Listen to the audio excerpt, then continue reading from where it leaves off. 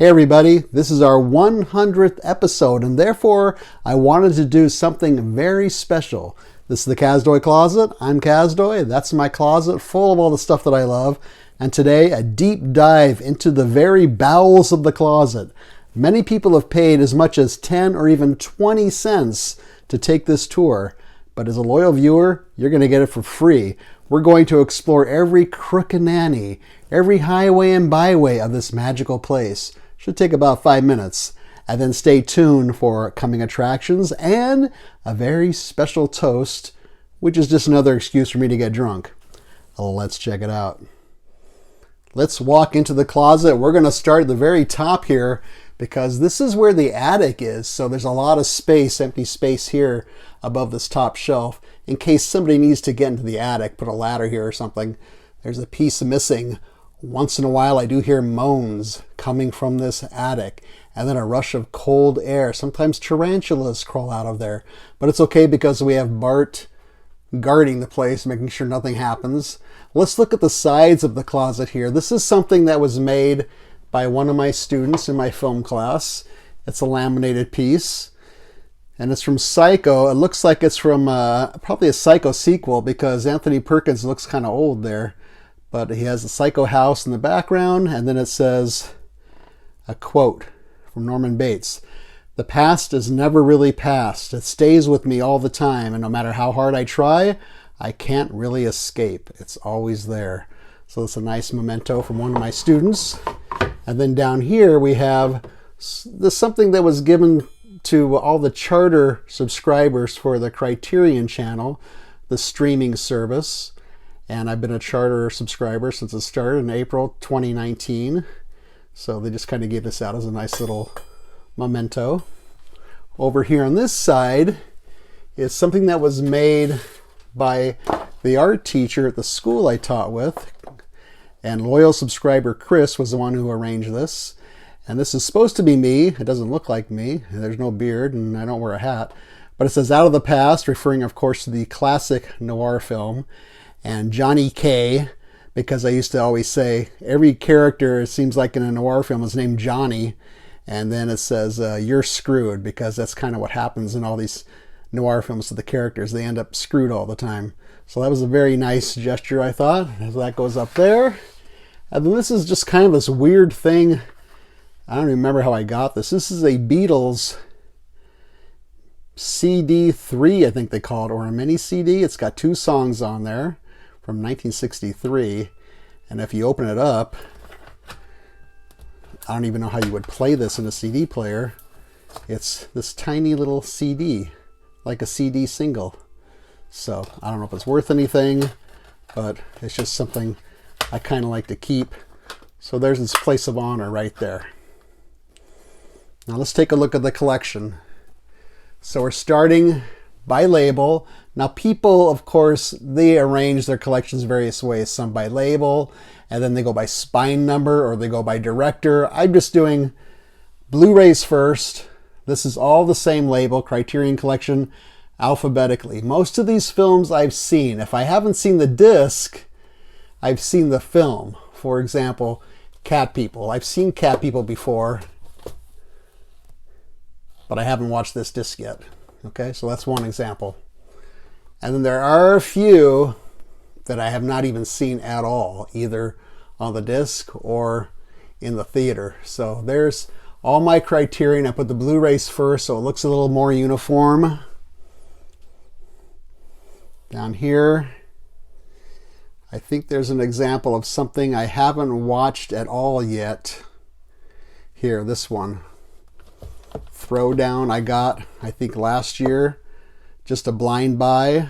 Haven't watched it yet, but looking forward to it. Let's put that right there. And then this is still Criterion, but these are DVDs. So you can see the difference in height. And this is just, again, alphabetical going down here. Then right here, we start with a different label. This is Arrow. And again, I like how it's fairly uniform. So starting alphabetical. Going through all the arrows, various types of, various genres. And then when I get to this one, these are arrows, but I'm starting over alphabetically because these are the Arrow Giallos, the Italian crime thrillers. So I put those separately. So all the Giallos are here. Here's some more Giallos here, different label. Then this starts a different label, again, uniform look. This is the Twilight Time label, which I think is out of business now. So I got these when they had a sale. This is a label I've talked about before, Classic Flicks, doing old stuff. There's some little rascals here, and Abbott and Costello. So those are all together. Then another label I've talked about before, Flicker Alley. And here's one that I'm embarrassed to say I haven't watched yet, but I want to see that one. A Flicker Alley disc. Then we go down to the next shelf. Here's a different label. This is Indicator. This is a British label. They don't always work in US players, and I don't have an all-region player. I just have a regular player. But these all work here. Various types of films. Then we start with a big Kino collection. There's a lot of Kino discs because they have really good sales, and so usually I'll buy 5 or 6 at a time. Now I did mix up the noir with all the other ones. I might change that. Any of this I might change, but I just wanted to keep all the Kino logos together pretty much. Then a different label here. This is a fairly new label called Imprint. I really like their stuff a lot. So we have a couple of different ones here. Drugstore Cowboy. And I'm leaving those aside because I'm expecting 3 more any day now. And then these here are Severin label, mostly horror films. Moving down to the next shelf, we have Scream Factory. These are all basically horror or science fiction films. And then it starts, again, a related label. Starts again alphabetically with this one. And this is Shout Factory.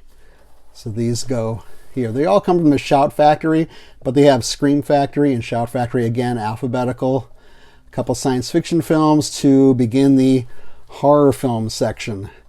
Now again, I have some Blu-rays and DVDs mixed up together. I might change that just so it looks a little more uniform. So there's all the horror films down there. Then if we look down here, that's where the drama section starts. Alphabetically goes all the way across. And then some overflow in front.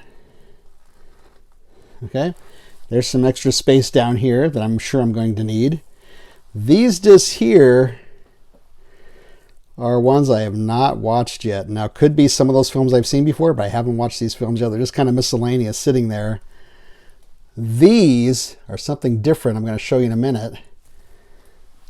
And these are something different I'll show you in a minute. These 4 discs were on the floor, and I just can't bring myself to part with them.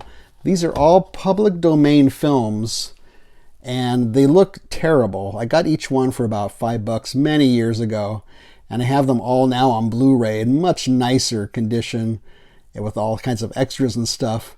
But I still am holding on to these, I think because the artwork is just so weird. This is Carnival of Souls. It's on the Criterion Collection now.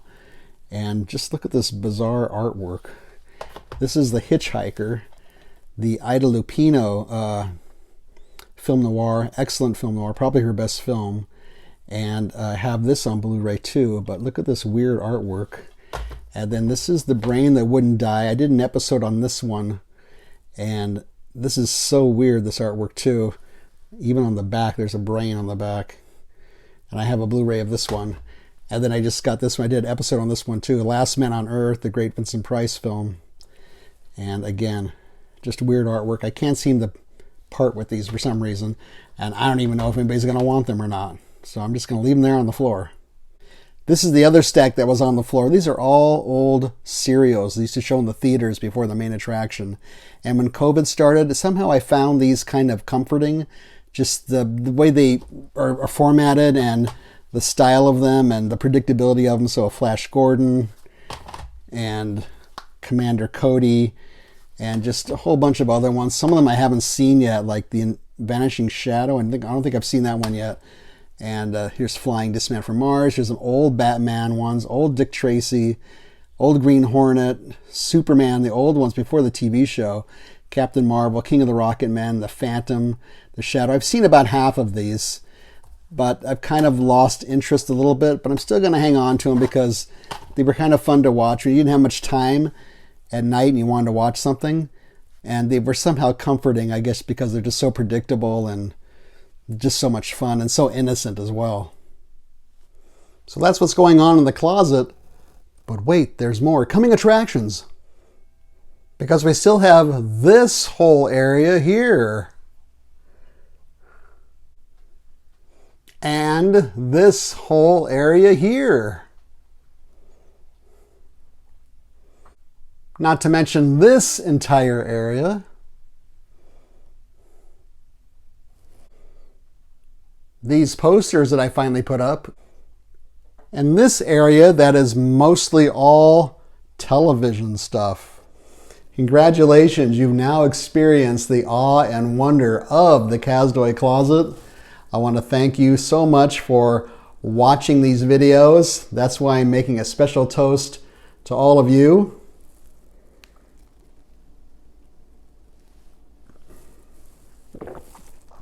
Oh my. Thanks for watching. Feel free to leave a comment or a suggestion down there. Leave a thumbs up. Don't leave a thumbs down. Subscribe would be great. Share this with your friends and neighbors. Otherwise, hope you like this one. See you next time.